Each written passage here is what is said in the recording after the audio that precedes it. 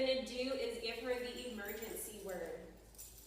The emergency word is basically come, but with a case of urgency. So what you're going to do is give her a treat that she hardly ever gets and something that she really, really loves. Some piece of steak or something like that that she just goes bonkers over. And make that the only time that you give it to her.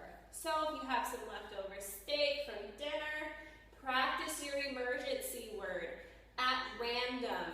But when you're practicing it, make sure that you always have that piece of delicious food in your hand. So we usually just use treat for the emergency word, but of course use whatever word you want. So basically what you're going to do is you're going to use the same motion as come.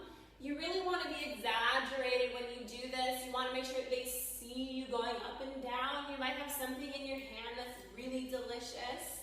So what you're going to do is put your steak in your hand, close your fist, and remember every time you practice this at home, make sure you have that really, really amazing piece of food in your hand. So they associate the word treat with this really awesome piece of food. So let's say that April is, in another room of the house. You want to be really excited when you say this word. April, treat, treat, treat. And as soon as they hear your voice get really excited, of course their ears perk up. They want to see what's going on. What is this treat that they're talking about? And then you're going to do your exaggerated motion. April, treat, treat, treat. April, treat. And if she doesn't come to you at first, just remind her, hey, let her smell your hand and then do April, treat. And then when she comes to you, put her at a sit. Make sure that you can reach around comfortably, grab her collar first, and then you can treat her.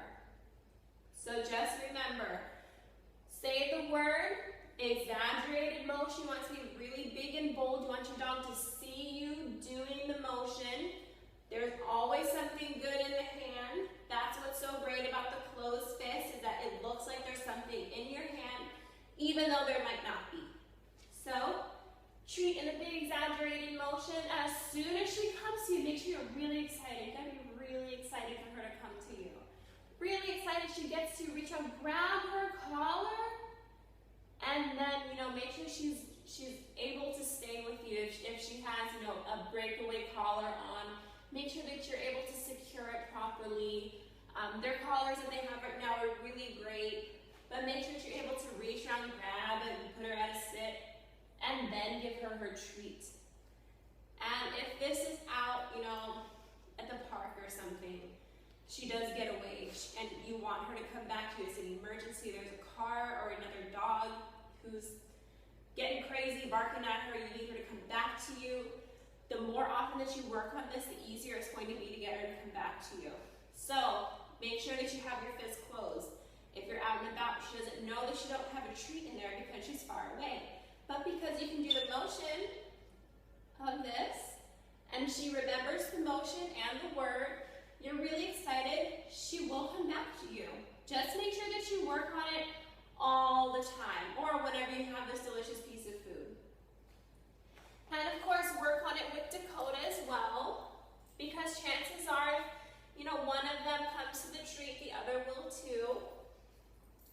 Anyway, this has been Nicole here with a very tired April and a Dakota off sleeping in the corner, going over our emergency word treat. Bye.